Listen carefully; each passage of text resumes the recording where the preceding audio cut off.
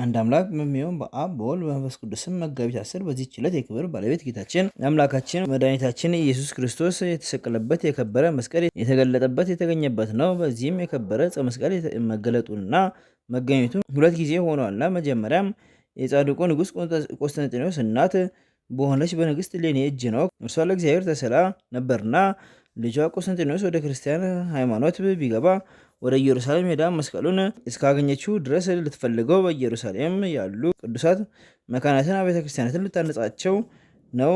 ከዚህ በኋላ ልጇ አምኖ የክርስትና ጥምቀትን በተጠመቀ ጊዜ እሌኒ ቅድስት ወደ ኢየሩሳሌም ሄዳ ከእርሷ ጋርም ብዙ ሰራዊት ነበር። ደርሳም ስለከበረ መስቀል መረመረች። ቦታውም የሚያስረዳት አላገኘችም። የይሁዳ ወገን የሆነ አንድ ሽማግሌ ሰው አስራ በረሃብና በጥማት አስጨነቀችው። በተጨነቀም ጊዜ ለንግሥት እሌኒ በጎልጎታ ኮረብታ አስጠርጊ ብሎ ነገራት። እርሷም ይጠርጉ ዘንድ አይሁድን አዘዘቻቸው። ቤቱን የሚጠርግ ሰው ሁሉ ጥራጊውን በውስጡ የከበረ መስቀል ባለበት በጌታችን መቃብር ላይ እንዲጥል አይሁድ አስቀድመው አዘው ነበርና ንግሥት እሌኒም እስከደረሰችበት ጊዜ 200 ዓመት በላይ ጥራጊያቸውን ሲጥሉበት ኖሩ። ኮረብታም ሆነ አይሁድን በጠረጉ ጊዜ 3 መስቀሎች ተገለጡ። የክብር ባለቤት ክርስቶስ የተሰቀለበት የትኛው እንደሆነ አላወቁም። የሞተውንም ሰው አግኝተው አመጡ። አንዱንም መስቀል አምጥተው በሞቱ ሰው ላይ አኖሩት፣ አልተነሳም። ደግሞ ሌላኛው መስቀል አምጥተው በሞቱ ላይ አኖሩ፣ አሁንም አልተነሳም። ከዚህ በኋላ ሶስተኛውን መስቀል አምጥተው በሞቱ ላይ አደረጉ። ያን ጊዜም የሞተው ሰው ተነሳ። እሌኒም የክርስቶስ መስቀል እንደሆነ አውቃ ሰገደችለት። የክርስቲያን ወገኖችም ሁሉ ሰገዱለት።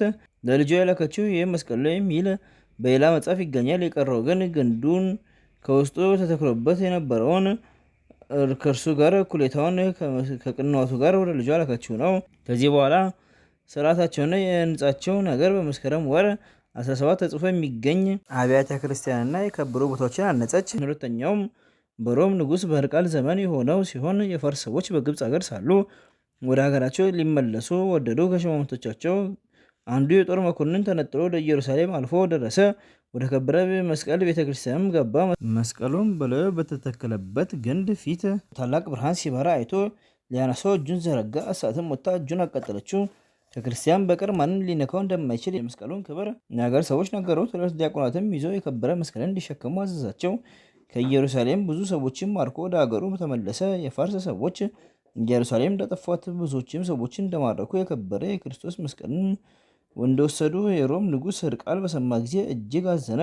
ስለ እርሱም እንዲጾሙ ምዕመናንን አዞ ወደ ፋርስ ዘምቶ ወጋቸው፣ ብዙዎችንም ገደላቸው። የከበረ ዕፀ መስቀልንም እየፈለገ በሀገራቸው ሁሉ ዞረ፣ ግን አላገኘውም። ያ ዲያቆንና መስቀሉን የወሰደ መኮንን ከቦታዎች በቤቱ አንጻር ባለ አንድ ቦታ ላይ ወስዷቸው ጥልቅ ጉድጓድ እንዲቆፍሩ አዞ በዚያ የከበረ መስቀልን አስቀበረ። እነዚያ ዲያቆናትም ገደላቸው። ነገር ግን ያ መኮንን የማረካት የካህናት ወገን የሆነች በእርሱ ቤት የምትኖር አንዲት ብላቴና ነበረች። እርሷም የከበረ መስቀልን ሲያስቀብር 2ቱን ዲያቆናት ሲገላቸው በቤት ውስጥ ሆና በመስኮት ትመለከት ነበረ። ወደ ንጉሥም ሕርቃል ሄዳ መኮንኑ ያደረገውን ሁሉ ነገረችው። ይህንንም ንጉሥ ሰምቶ እጅግ ደስ አለው።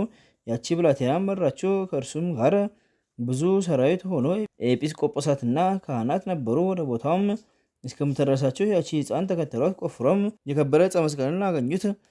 ከአዘቅቱም አወጡት። ንጉሥና ሰራዊቱን ሰገሩለት።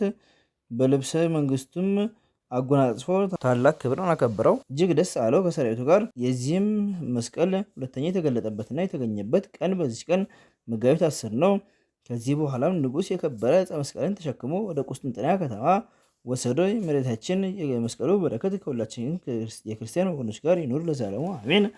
እዛ አቅረብኩ ማህሌት አዘኪሬ ማላፍ እምነተ ጸምድ ዘልፈ ለላነብብ ተወከብ ዘነዴቴ አጻፈ እንተረሰከ እግዚኦ ጸሪቀምሩ ተኮፈ ምራቡ ብላን ዘተርፈ ነቢያት ቅዱሳን ሐዋርያት ሰባኪያ ሰማዕት ወጻድቃን ደናግል አዲ ወመነኮሳት ሄራን ባርኮ ጉባኤቲ መካን እስካረጋዊ ሊቆኖስ ሕፃን ለጻፉ በክርስቶስ ዘጻፉን ዘደርስ ወለዛ አንቦ ወለስተርኮ ወሳዲስ ወደ ሰማ ቃሎ በስነ መንፈስ ወጸለቶ እሙ ማርያም አራቂተ ኩሉ እንባስ ሁበረ ማረን ኢየሱስ ክርስቶስ ቅዱሳን ጸሎት ጠብቀን በረከታቸውን ከኛ ጋር ሆኖ አምላከን በከመ